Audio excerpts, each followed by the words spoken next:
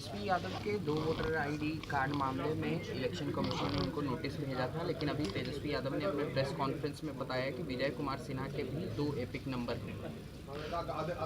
तो ये बात चिंता की विषय है और अभी तक तेजस्वी यादव जी पर सरकारी पक्ष की ओर से लगातार हमले हो रहे थे, चुनाव आयोग की तरफ से हमले हो रहे थे, लेकिन अब ये बात साबित हुई कि ये चुनाव आयोग की गलती से न सिर्फ तेजस्वी यादव जी का 2 जगह नाम है, यहाँ तक कि बिहार के उप मुख्यमंत्री विजय सिन्हा जी का भी नाम 2 जगह है।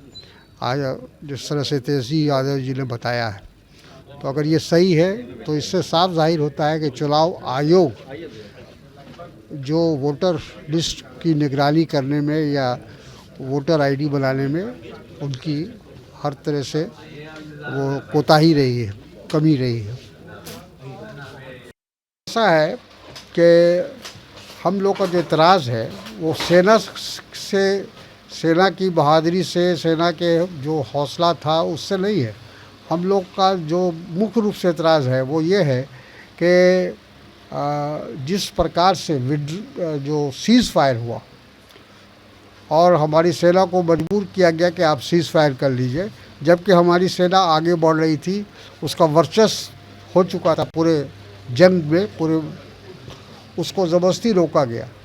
अगर हम लोग चाहते तो हम लोग जो पाकिस्तान ऑक्युपाइड कश्मीर है उसको ले सकते थे, इससे अच्छा मौका और नहीं था।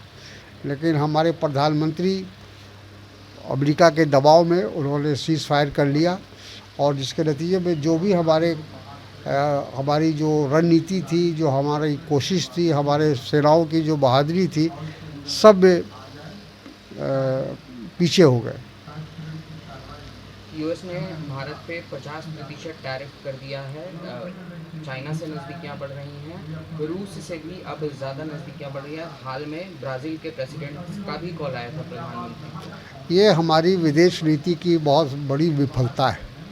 हमारे प्रधानमंत्री 11 साल में 11 बार अमेरिका जा चुके हैं और डोनाल्ड ट्रम्प उनके फ्रेंड थे, दोस्त थे, मित्र थे, गले लगते थे और हमेशा दावा करते थे कि वो हमारे पर्सनल, हमारा उनके साथ व्यक्तिगत रिलेशन है।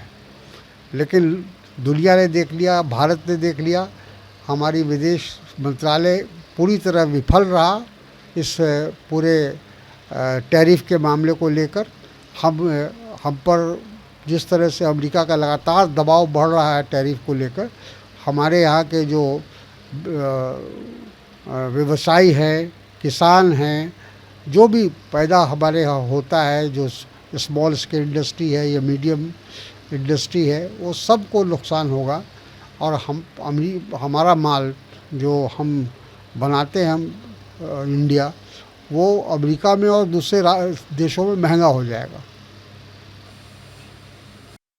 एसआईआर को लेकर राहुल गांधी हाल में भी प्रेस कॉन्फ्रेंस उन्होंने किया था, कर्नाटका का जिक्र किया था, महाराष्ट्र का जिक्र किया था। आने वाले बिहार में राहुल गांधी भी आ रहे हैं, उस पर किस तरह से पद यात्रा होगा और एसआईआर को लेकर क्या चर्चा होगा? एसआईआर को लेकर तो साफ है, पूरे अपोजिशन यूनाइटेड है और हम लोगों ने यही मांग किया है कि एसआईआर फौरन रोका जाए और जो राहुल जी ने अपने प्रेस कॉन्फ्रेंस में सारी बातों को रखा है, वो वोट चोरी के बारे में, उसकी जांच हो और जो सच्चाई है वो सामने आए।